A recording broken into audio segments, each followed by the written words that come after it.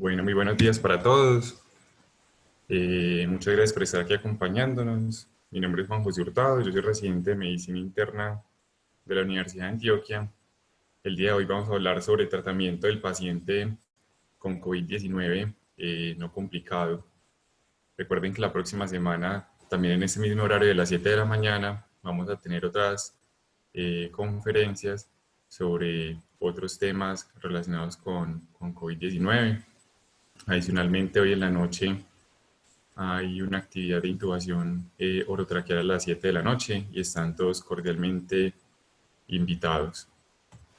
Entonces, este tema pues es bastante complejo. No fue pues para nada fácil preparar esta charla, pero espero que sea de todo su gusto. Voy a empezar con un caso clínico publicado en una revista bastante prestigiosa que correspondía a un hombre de 35 años que solamente tenía antecedente de hipertrigliceridemia y había consultado porque tenía 4 días con tos y fiebre subjetiva y había llegado hace 4 días de China porque estaba visitando a su familia. En el examen físico solamente tenía un poco de taquicardia, unos roncos a la auscultación, una radiografía inicial normal y se le hizo una PCR en un hisopado nasofaringeo y orofaringeo que fue positivo para SARS-CoV-2. Esta es la radiografía inicial del paciente, que era pues totalmente normal. El paciente después se quedó pues hospitalizado. Ese fue el curso clínico que tuvo durante toda la hospitalización en Estados Unidos. Los paraclínicos no mostraban ninguna alteración que fuera bastante significativa y simplemente se le dio tratamiento sintomático con acetaminofén y ibuprofeno y un antitusivo.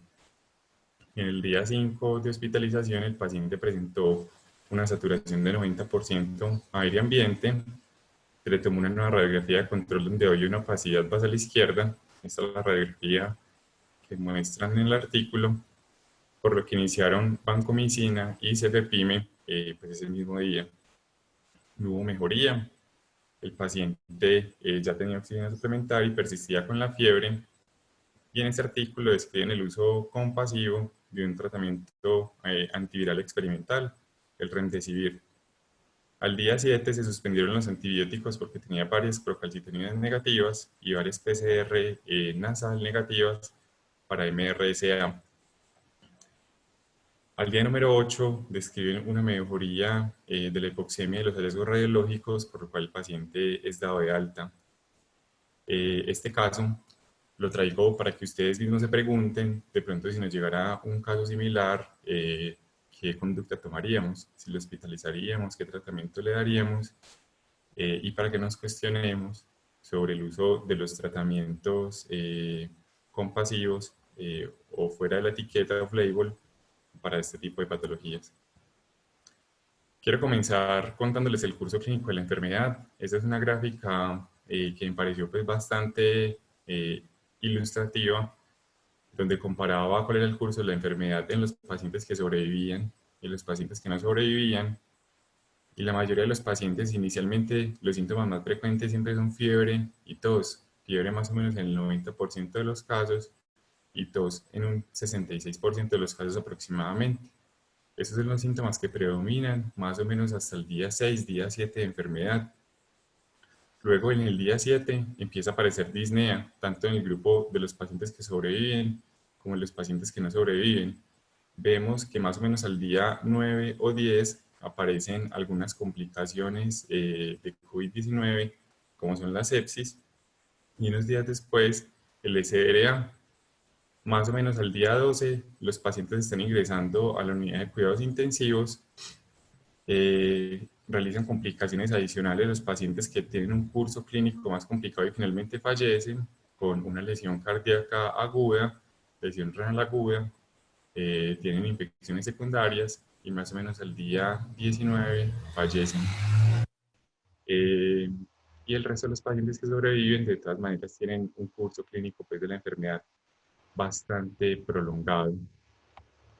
Aquí, de manera importante, el RNA del SARS-CoV-2 permanecía positivo hasta el día 20 aproximadamente, y adicionalmente la fiebre desaparecía más o menos al día 12 de la enfermedad. Para hablar del tratamiento es imperativo hablar de la clasificación de la gravedad de estos pacientes. Entonces, la mayoría de las publicaciones clasifican a los pacientes como leve si tienen síntomas clínicos pero no tienen signos de neumonía en una radiografía, moderado si tienen un hallazgo radiológico que encuentra signos de neumonía con unos síntomas que son parecidos a los que estaban pues arriba, y grave a los pacientes que tienen una frecuencia respiratoria mayor a 30 respiraciones por minuto, una saturación de oxígeno aire ambiente menor de 93 o una PAFI menor de 300. El otro criterio que involucran siempre es que si en la imagen hay una progresión significativa con un compromiso de más del 50% del parénquima pulmonar. Algo importante que me parece con este punto de corte de la PAFI es que justamente en este artículo donde saqué esta tabla decía que en altitudes por encima de los 1000 metros la PAFI debería de ser corregida con la siguiente fórmula de la PAFI por la presión atmosférica sobre 760. Entonces en Río Negro, que es donde me encuentro en este momento, la presión atmosférica es de 585 y entonces la PAFI aproximada para definir un caso como grave sería menor de 230. Y a la altura de Medellín, donde tiene una altura más o menos de 1500 metros, tiene una presión atmosférica de 640 y la PAFI aproximada para definir gravedad será entonces menor de 250. Adicionalmente hay unos pacientes que se consideran críticos, que son aquellos que desarrollan las complicaciones por COVID-19, que es la falla ventilatoria que requiere ventilación mecánica, que presente choque o una falla multiorgánica. Esas son las complicaciones descritas en el paciente con COVID-19, en esta corte de casi 1100 pacientes, donde más o menos del total de los pacientes, más o menos un 3.4% de ellos desarrollaban SDRA, pero era muy infrecuente en los pacientes que tenían enfermedad no grave, pero era muy frecuente, hasta un 15% en los pacientes que tenían una enfermedad grave. La presencia de choque era más o menos un 1%, pero vemos que los pacientes que tienen una enfermedad grave se presentan hasta el 6.4% de los casos. La lesión renal aguda, la CID y la radiomielitis son eventos relativamente raros, y la muerte en este estudio fue estimada más o menos en un 1.4% en los pacientes que tenían una enfermedad no grave era de 0.1% y en la enfermedad grave un 8.1%, aunque ya como muy bien se había explicado en conferencias anteriores, esta mortalidad puede variar según la región geográfica que estemos hablando. Otras complicaciones que se han descrito, como ya había dicho, el SDRA en el 19% de los casos, arritmias en el 16% de los casos, lesión miocárdica 7.2% de los casos y manifestaciones neurológicas, aunque no describen el porcentaje, sí dicen que es una complicación bastante frecuente.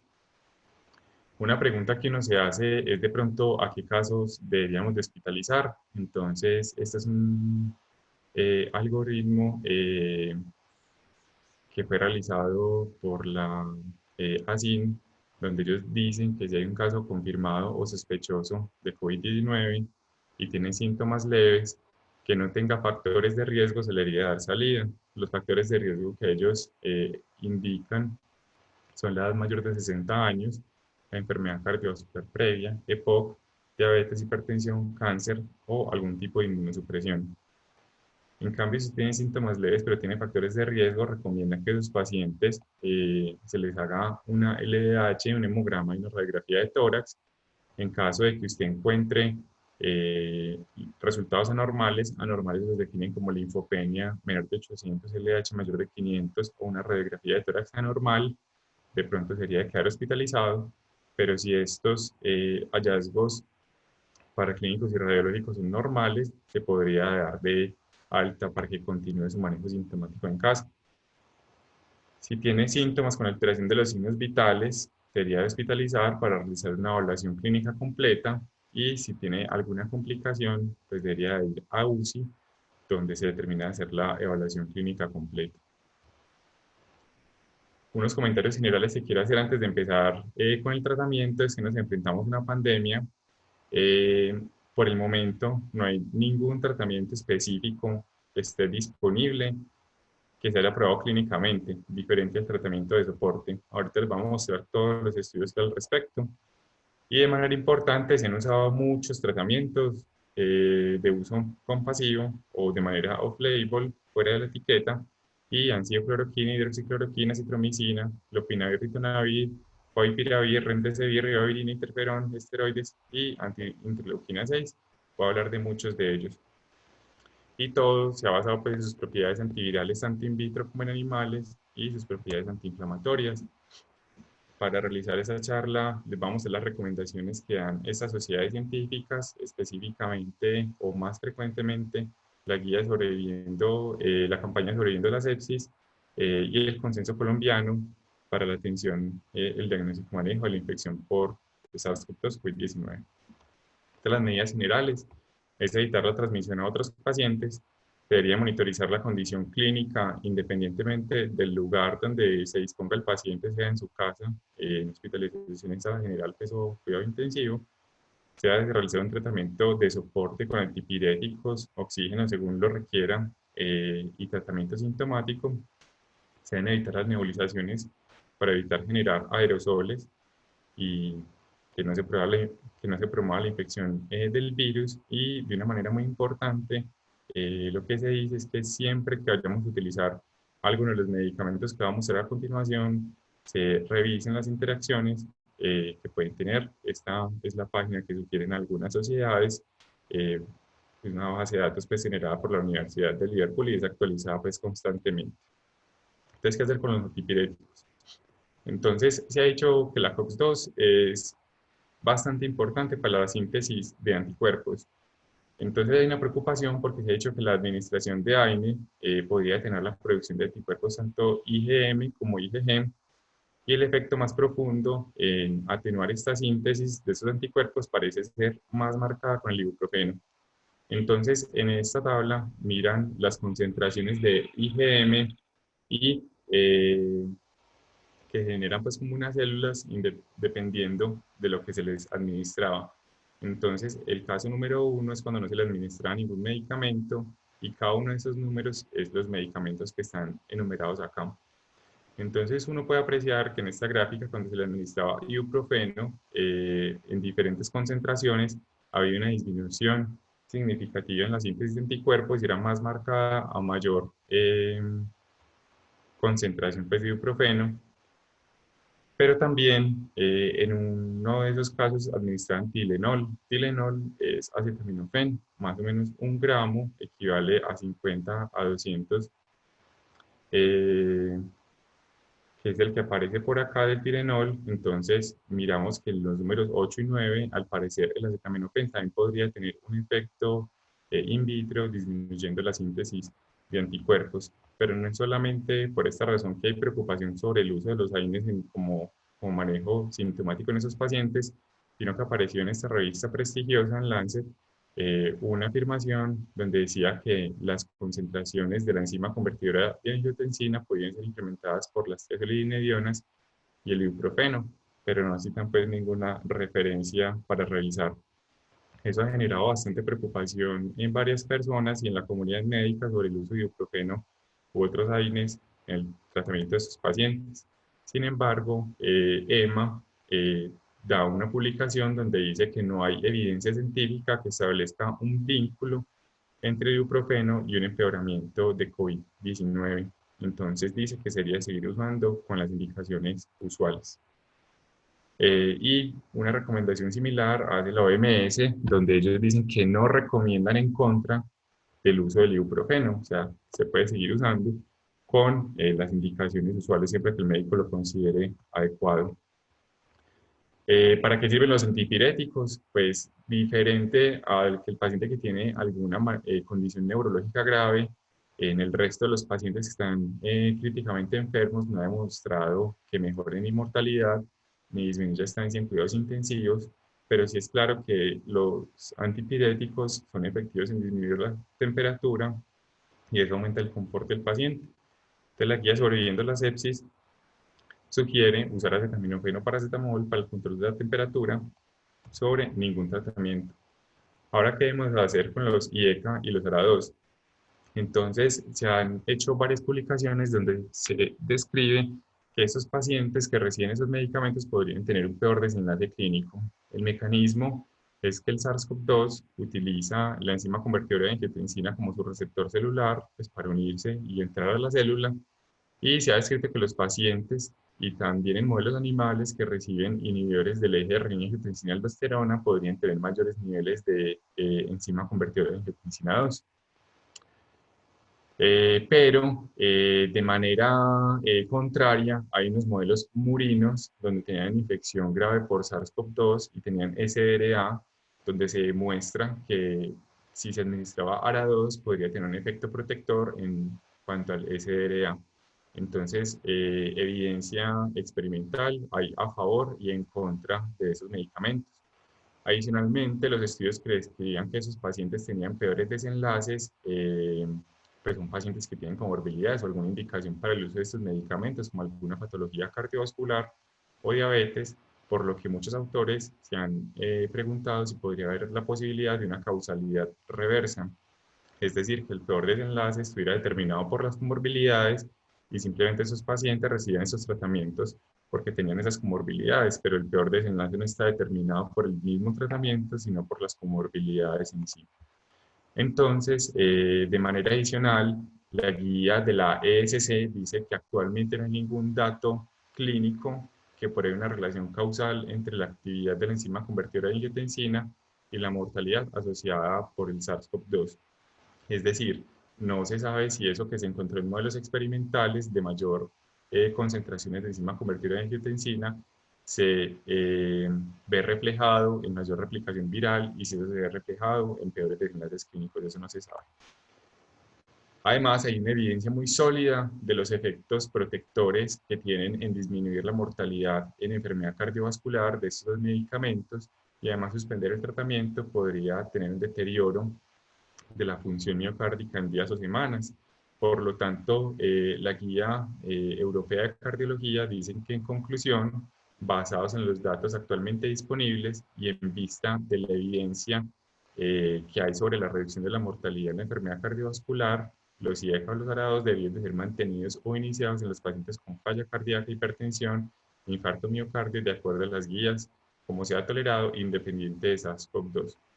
Y de manera importante me parece que vale la pena resaltar que podría ser también iniciado independientemente de esto, o sea que se tenga más información disponible.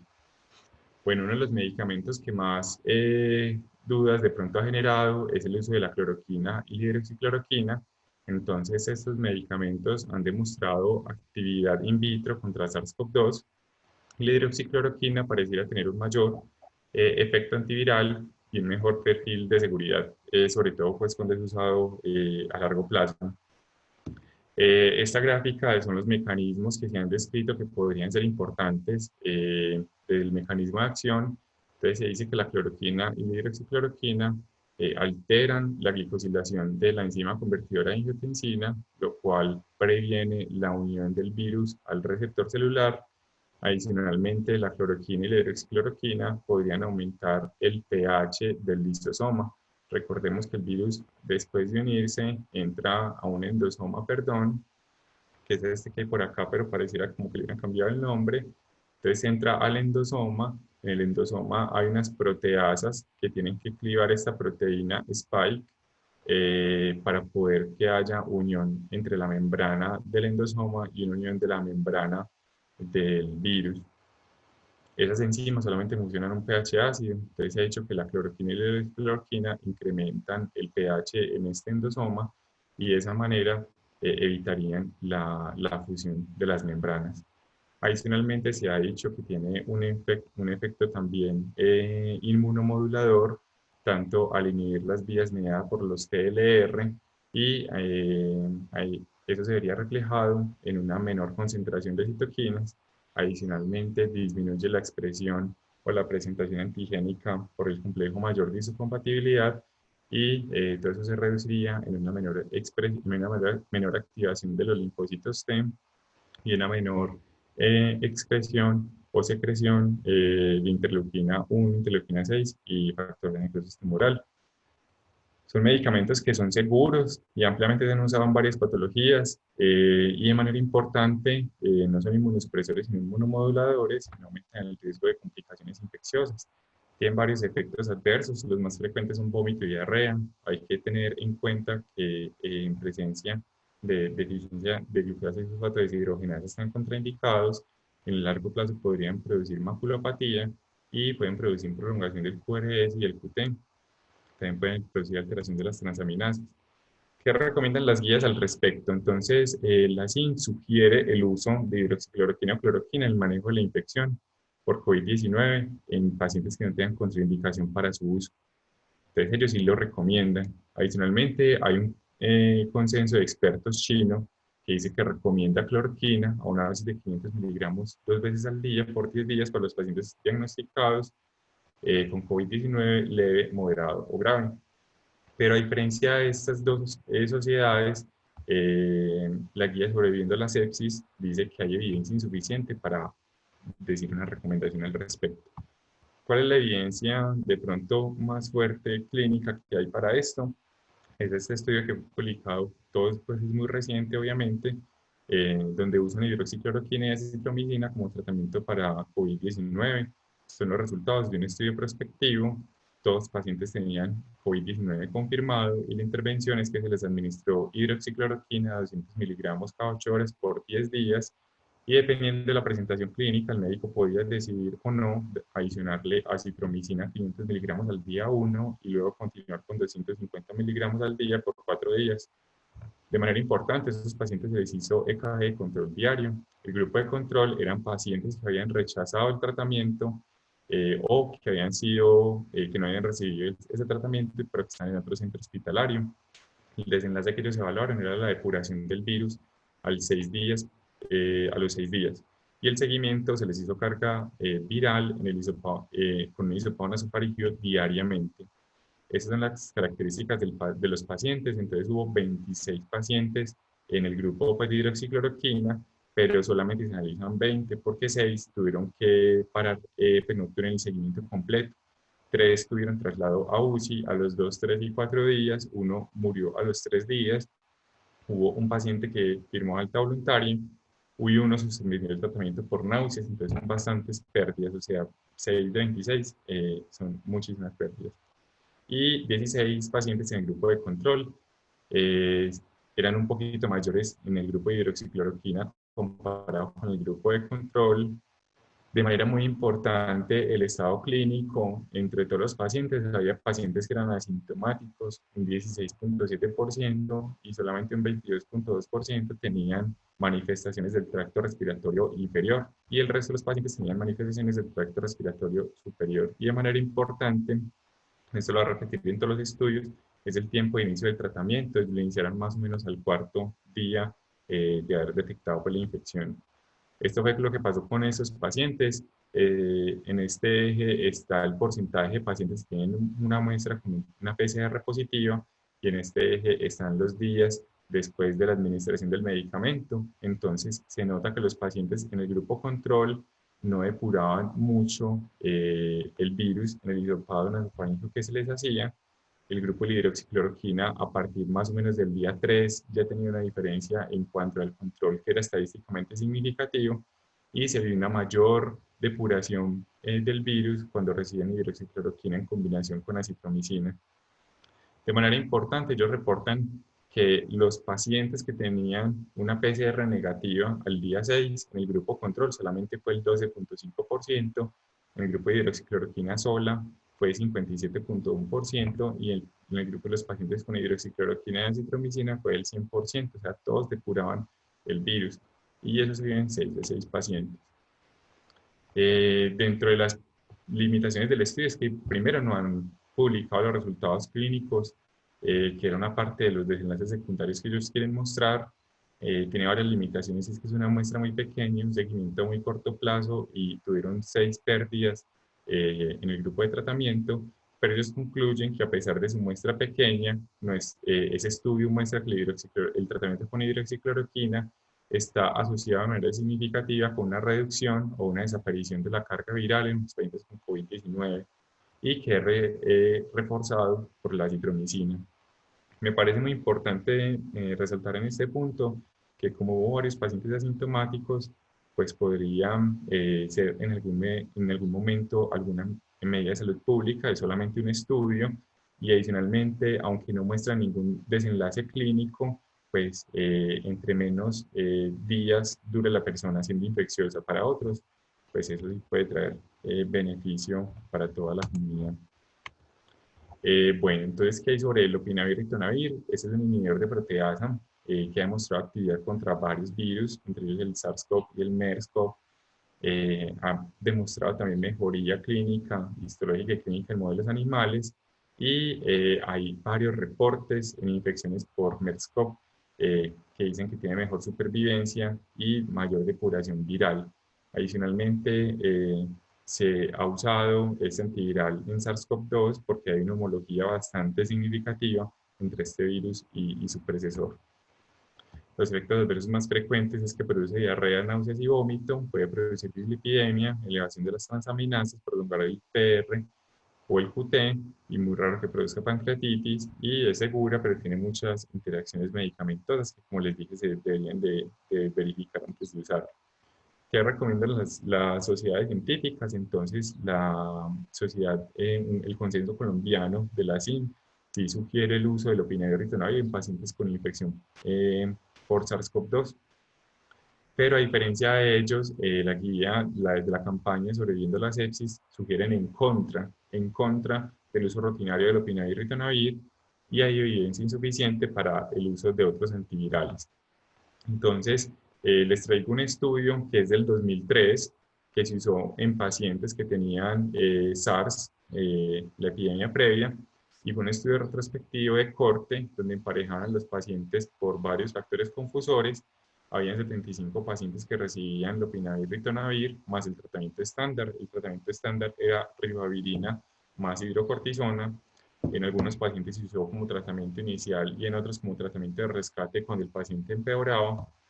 Y hubo un control, 634 en el grupo control, cuando se usaba como tratamiento inicial el lopinavir ritonavir, y el grupo control fue de 343 pacientes cuando se usaba como tratamiento de rescate. El desenlace primario que ellos querían evaluar era muerte, tasa de intubación y el uso de pulsos de metilprednisolona, y las características basales de ambos grupos dicen que estaban balanceados aunque no las publican.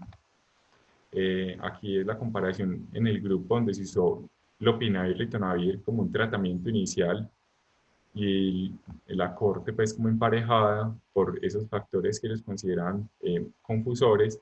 De manera importante, ellos recibieron lopinavir y ritonavir a los 5.5 días de la infección por SARS, y en el grupo que recibían el tratamiento con lopinavir y ritonavir tenía una tasa de muerte de 2.3% comparado con 15.6% en el grupo de tratamiento estándar, que fue estadísticamente significativo para ellos, y tuvieron también menores tasas de intubación, 0% si recibían el tratamiento versus 11%. Adicionalmente, tenían una menor proporción de pacientes que requerían metilprednisolona, y la dosis total de metilprednisolona fue mucho menor comparado con la corte estándar. Eso no se pudo ver en el grupo que recibía el opinavir ritonavir como tratamiento de rescate, en donde recibieron los 18 días del tratamiento, donde tenían unas tasas de muerte muy similares, unas tasas de intubación que no fueron estadísticamente significativas, pues no fueron estadísticamente diferentes, y sí tenían un mayor uso promedio de metilprednisolona comparado con el grupo de control. Entonces, en este estudio sugieren que la adición del lopinavir ritonavir a un protocolo de tratamiento estándar como un tratamiento inicial para el SARS parecía que estaba asociado con mejoría en desenlace clínico, pero que necesitaban un RCT en futuras epidemias. Y ese es el artículo que salió en el New England en la semana pasada, que es un ensayo de lopinavir ritonavir en pacientes con COVID-19 grave. Este es un estudio aleatorizado, fue abierto, o sea, pues se conocían en qué grupo estaba asignado cada grupo de pacientes, y eran pacientes hospitalizados, todos tenían una infección confirmada por SARS-CoV-2 y de manera importante, pues se cumplían criterios de gravedad. fueron asignados de una manera 1 a 1 a recibir lopinavir y ritonavir a una dosis de 100 miligramos cada 12 horas por 14 días, más el cuidado estándar, versus solamente recibir el cuidado estándar. El desenlace primario era el tiempo a la mejoría clínica. Se evaluaron 199 pacientes, un grupo pequeño, 99 en el grupo de intervención y 100 en el grupo de control. Y de manera muy importante, el tiempo del inicio de los síntomas hasta el inicio del tratamiento fue 13 días, o sea, se dio un tratamiento de una manera muy tardía. Y el rango intercuartílico iba entre 11 y 16 días. Esos son los desenlaces clínicos que ellos reportan, donde el tiempo a la mejoría clínica se presentó en el grupo de lopinavir y ritonavir a los 16 días, comparado con el grupo de tratamiento estándar. Entonces no había ninguna diferencia en la mejoría clínica con este medicamento.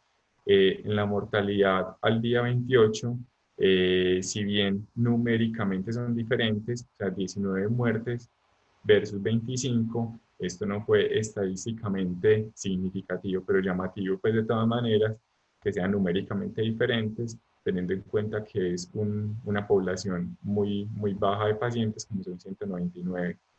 Esa diferencia se ampliaba un poquito más cuando se iniciaba de manera temprana el tratamiento, cuando se iniciaba antes de los 12 días, había una mortalidad del 19% versus el 27%.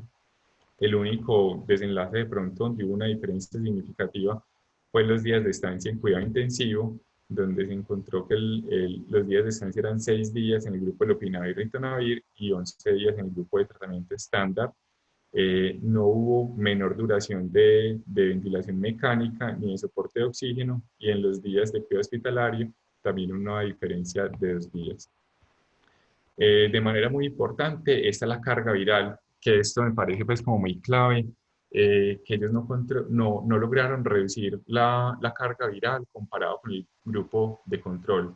Eh, Hay que tener en cuenta en esos pacientes otra vez dos cosas: que se inició de manera tardía el tratamiento, en promedio 13 días después del inicio de la enfermedad, y que miren que no se evaluó la carga viral en los primeros días de tratamiento. Entonces no se sabe muy bien si el lopinavir y ritonavir qué tanta actividad de verdad tenga en pacientes vivos a esa concentración que alcanza en suero. No se sabe muy bien qué puede pasar en estos días. Adicionalmente, ellos dicen que el RNA viral fue detectable al día 28 en una cantidad muy significativa de pacientes, 60% versus 58% en el tratamiento estándar. Es una detección muy prolongada. Recordemos que podría estar presente, se ha descrito que hasta 37 días después de la infección.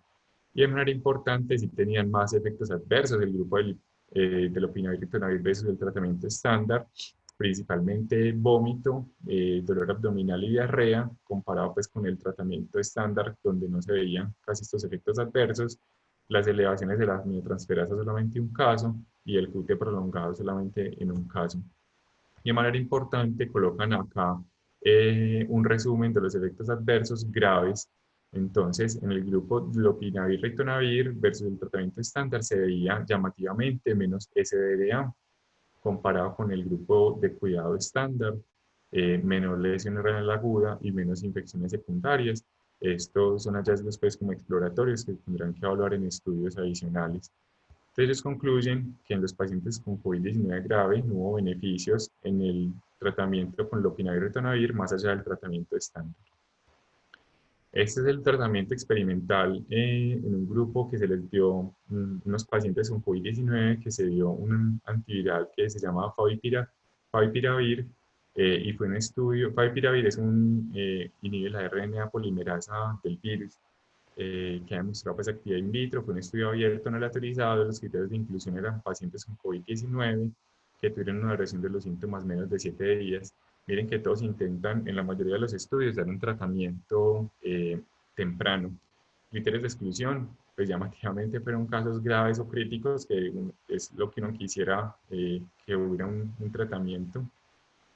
En el grupo de intervención fueron 35 pacientes, a los cuales se les dio favipiravir 1.600 miligramos cada 12 horas el día 1, y se continuaba 600 miligramos cada 12 horas del día 2 al día 14, y todos recibieron interferón alfa 1B 5 millones de unidades internacionales inhalado cada 12 horas, y el grupo de control se les administró lopinavir y ritonavir más interferón las 5 millones de unidades, inhalado cada 12 horas. Y los desenlaces que ellos querían evaluar eran los cambios en la TAC, depuración viral y la seguridad. Entonces, de una manera muy importante, eran los pacientes que tenían carga viral positiva, pues todos empiezan en el 100%, pero rápidamente se nota que el grupo de favipiravir tenían un descenso rápido en la carga viral comparado con el grupo de lopinavir, ritonavir, y tuvieron una duración de RNA detectable en promedio de 4 días el grupo de favipiravir y en promedio seguía siendo detectable el RNA viral durante 11 días en el grupo de lopinavir y ritonavir. De manera importante, ellos evaluaban cuál era la mejoría radiológica de esos pacientes, donde no había ninguna mejoría radiológica al día 4 ni al día 9, pero cuando completaban el tratamiento, el grupo de pacientes que recibía favipiravir tenía una mejoría en el 91.4% de los casos comparado con un 62.2% de los casos de lopinavir y ritonavir. Adicionalmente, ellos hacen una regresión logística para evaluar si el uso de favipiravir versus de lopinavir y ritonavir si está asociado a una mayor depuración viral. En esta regresión logística multivariable, ellos encuentran que la administración de favipiravir tiene un HR de 3.4 en aumentar la probabilidad de depuración viral. Y un hallazgo muy importante que da este estudio es que en sí no se sabe si usted disminuyendo la carga viral, eso se va a reflejar en mejores desenlaces clínicos. Entonces aquí nos dan de pronto como un hallazgo inicial donde comparan los pacientes que depuraban la carga viral, depuraban pues el virus antes de los 7 días o después de los 7 días, y se puede apreciar que los pacientes que depuraban rápidamente el virus tenían una mejoría en la tomografía al día 14 más frecuente comparado con los que lo depuraban tardíamente. Y adicionalmente esos pacientes permanecían con los mismos hallazgos radiológicos o empeoraban en menor proporción de casos cuando depuraban más rápido el virus. En cambio, cuando lo depuraban más tardíamente, esos pacientes tenían peores hallazgos radiológicos. Entonces, al parecer, eliminar el virus no solamente disminuye la posibilidad pues, de infectar a otras personas, sino que también podría verse reflejado en mejores desenlaces clínicos. Efectos adversos, entonces, el grupo de favipiravir tuvo en total 11.4% de efectos adversos y el grupo de lopinavir y ritonavir 55%. Lastimosamente, pues este medicamento no está disponible pues en el país y siempre que uno lo busca aparecen pues como en letras chinas solamente. Este estudio encontró que el favipiravir estuvo independientemente asociado con una depuración viral más rápida y una mayor mejoría en las imágenes de tórax, y esos hallazgos sugieren que el favipiravir tiene un efecto en tratamiento significativamente mejor en COVID-19 en términos de progresión de la enfermedad y depuración viral comparado con lopinavir y ritonavir. Remdesivir, que es uno de los medicamentos que de pronto ha generado mayor expectativa, es una prodroga, es un análogo nucleócido de adenosina, inhibe pues también la RNA polimerasa del virus y tiene actividad demostrada contra varios de los coronavirus. Se ha demostrado que también sirve en modelos animales y que es más efectivo, incluso superior al lopinavir ritonavir, cuando es combinado con interferón. El caso que les mostré en el estudio fue el primer caso de coronavirus en los Estados Unidos y les recuerdo que se hizo el uso compasivo de este medicamento. El paciente mejoró después de esto, pero definitivamente eso no significa que sirva. No es evidencia suficiente para decir que es un medicamento útil, por lo que se requieren estudios para definir su eficacia y seguridad, estudios que no están disponibles. Y la guía colombiana no emite recomendación a favor o en contra del uso del remdesivir, pues porque no tienen evidencia para dar una recomendación. ¿Qué hacer entonces en cuanto al interferón? Es el tratamiento adyuvante más frecuentemente utilizado, que ha demostrado utilidad tanto en modelos in vitro como en animales. Se ha usado a la dosis que les mostraban los estudios anteriores y no tiene estudios clínicos en SARS-CoV-2. Solamente tiene estudios clínicos en otras pues, patologías, bajo perfil de seguridad, por lo cual tanto la guía colombiana como la guía sobreviviendo a la sepsis, la guía colombiana dice que no recomienda interferón, ya que tiene mayor riesgo de toxicidad sin demostrar un claro beneficio y que hay evidencia insuficiente para una recomendación, es lo que dice la guía la campaña de sobreviviendo a la sepsis. Esteroides. Entonces, este de pronto sea un punto bastante controvertido porque se ha venido diciendo que la infección por COVID-19 causa una tormenta pues, de citoquinas, un estado de, hiperinflamatorio similar a la linfocitosis hemofagocítica, donde este estado hiperinflamatorio conduce a una falla orgánica múltiple y está directamente relacionado con la elevación de los niveles de citoquinas. Entonces, suena de pronto bastante atractivo usar esteroides o algunos otros medicamentos que puedan modular la inflamación para mejorar los desenlaces clínicos en estos pacientes.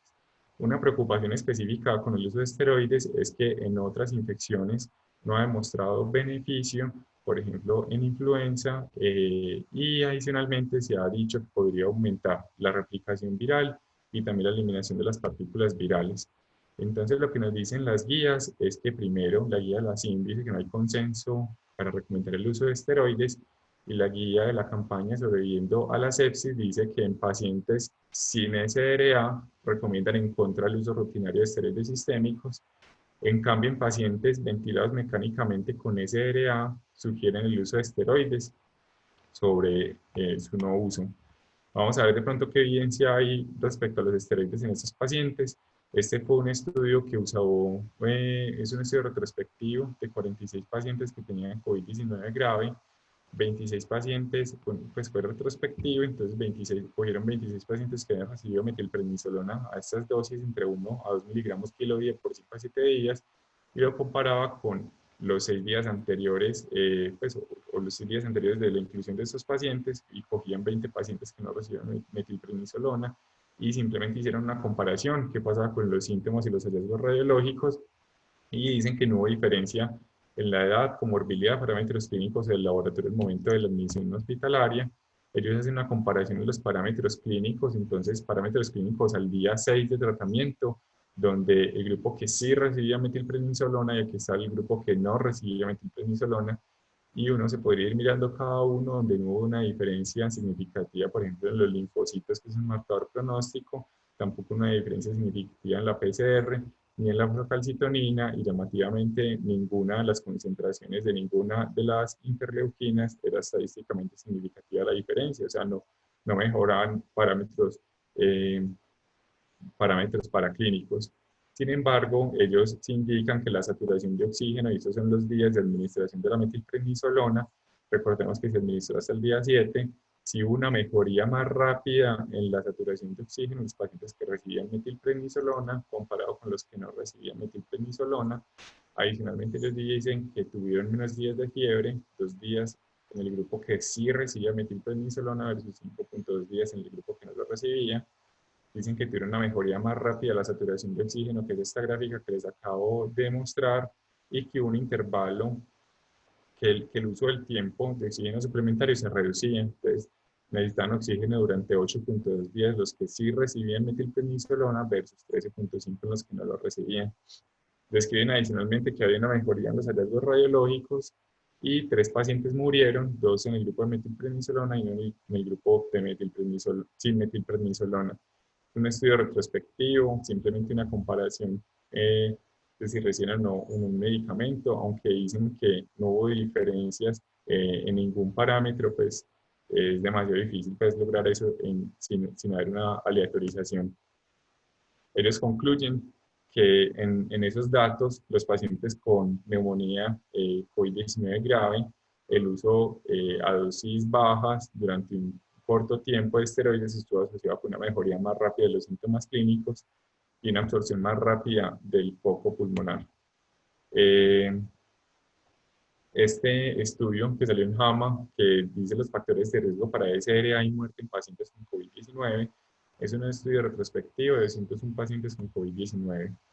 De manera llamativa, ellos dicen que los pacientes esas son las intervenciones que se realizaban, los pacientes sin SRA, con SRA, y todos los pacientes con SRA si vivían o morían. Ellos dicen que los pacientes que no tenían SRA usaban menos metilprednisolona, 10.5, comparado con los de SRA, que es 59.5. uno le suena muy lógico que el paciente más grave se use más frecuentemente metilprednisolona, pero llamativamente los pacientes que tenían SDRA y terminaron vivos, se usó metilprednisolona en el 67.5% de los casos, y en los que morían se usaba menos frecuentemente, 52.3% de los casos. Y ellos representan, dan también esta gráfica, esta figura, donde comparan la supervivencia y los comparado pues con los días de la admisión en el grupo que recibía o no recibía metilprednisolona, donde se ve una mayor supervivencia en el grupo que recibe metilprednisolona, comparado con los que no reciben metilprednisolona. Eso es un estudio retrospectivo, uno no puede sacar conclusiones con respecto a esto, simplemente es una observación, y ellos dicen que la administración de metilprednisolona redujo el riesgo de muerte con un HR de 0.38, que era estadísticamente significativo. Sin embargo, ese HR no fue ajustado por ningún factor compulsor. Entonces ellos se atreven a decir que finalmente entre los pacientes que hicieron el SDRA, aquellos que reciben metilprednisolona, 46% murieron, mientras que aquellos que no reciben metilprednisolona morían el 61.8%. Por lo tanto, la administración de metilprednisolona parece que reduce el riesgo de muerte en pacientes con SDRA. Es un hallazgo pues también a explorar, simplemente es un estudio retrospectivo donde hay variables confusoras que no se tienen en cuenta. En cuanto al uso del tocilizumab, es un inhibidor del receptor de interleuquina 6. Lo que dicen las guías, la CIN dice que recomienda no usar tocilizumab, no se tiene claro el beneficio en la enfermedad, y una recomendación igual hace la campaña Sobreviviendo a la sepsis, donde dicen que hay evidencia insuficiente para emitir una recomendación al respecto.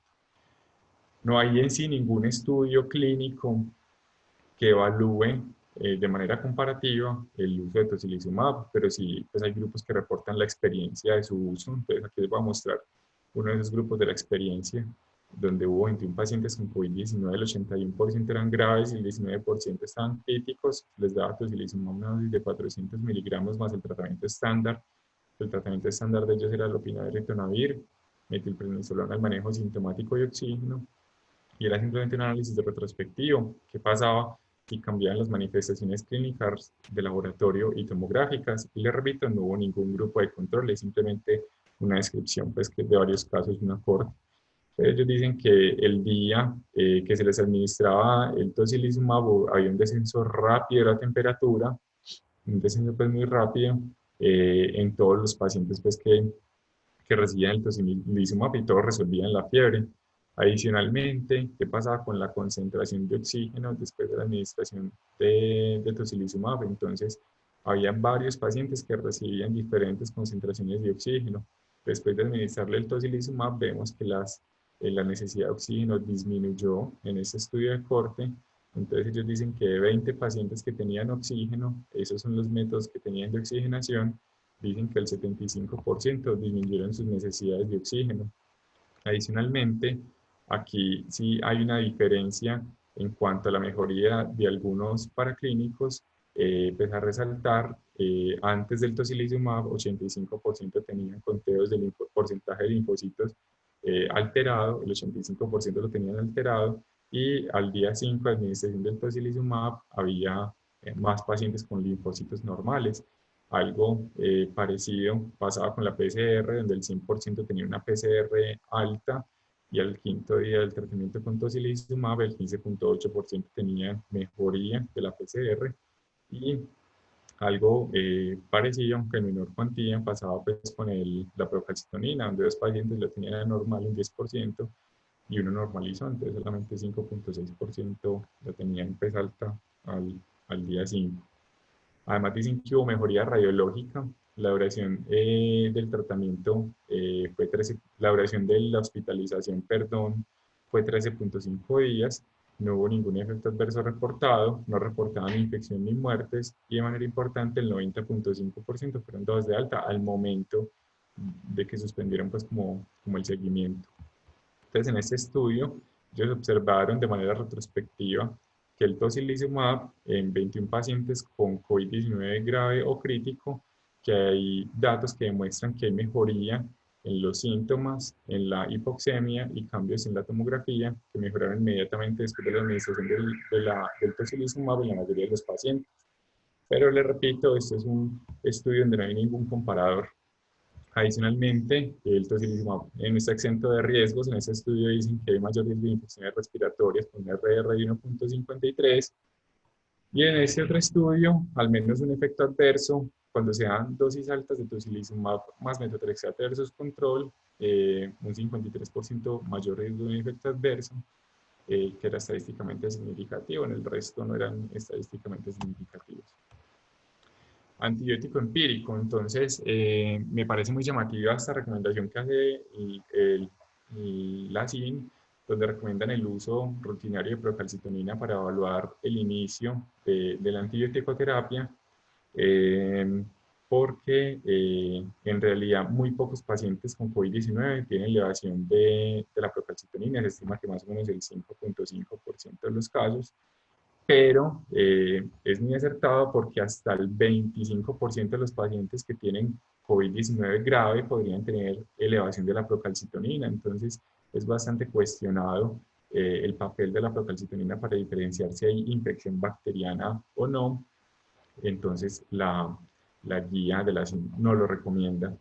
Adicionalmente, los pacientes que tienen COVID-19 que están en un estado crítico en unidad de cuidados intensivos, se les sugiere que se le haga una PCR múltiple en todos estos pacientes para identificar infecciones virales y bacterianas, ya que la PCR múltiple tiene una sensibilidad muy buena, una especificidad pues, que es aceptable. Entonces, el uso de antibiótico empírico, la campaña Sobreviviendo a la sepsis, lo que recomiendan es que en pacientes que están ventilados mecánicamente sugieren el uso de antibiótico empírico sobre ningún antibiótico. Pero ellos resaltan que se debería evaluar continuamente la duración y el espectro de cubrimiento basado en los resultados microbiológicos. O sea, no es colocar el antibiótico y ya, sino siempre hacer una búsqueda microbiológica en la medida de lo posible para definir su continuidad, la duración y el espectro de cubrimiento. No hay ninguna receta disponible y en realidad no se conoce qué tan frecuente es la coinfección bacteriana en los pacientes que tienen COVID-19.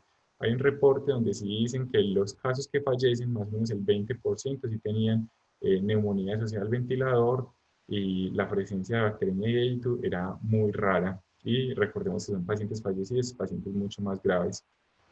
Lo que se ha hecho en varios artículos es extrapolar los datos en otras neumonías virales. Entonces, por ejemplo, en los pacientes que tenían MERS, que estaban críticamente enfermos, la frecuencia de coinfección bacteriana ha sido del 18% y de coinfección viral del 5%. No solamente puede haber coinfección bacteriana en los pacientes con COVID-19, sino que se han descrito también casos de coinfección con varios virus, especialmente con influenza, aunque no se ha dicho qué tan frecuente es. Entonces, ¿qué dice la guía de la ASIN? Dicen que se recomienda terapia antibiótica empírica en pacientes con sospecha de coinfección de SARS-CoV-2, COVID-19 y neumonía bacteriana leve o moderada. El problema es que es muy difícil diferenciar de manera clínica, paraclínica y por imágenes de una infección bacteriana asociada. Eso es demasiado difícil de saber, entonces una conducta de pronto sería ponerle a todos los pacientes graves antibiótico y preferir antibióticos que sean administrados una sola vez al día. Hace una recomendación similar de tratamiento antibiótico empírico en los pacientes que tienen SARS-CoV-2, COVID-19 y neumonía bacteriana grave.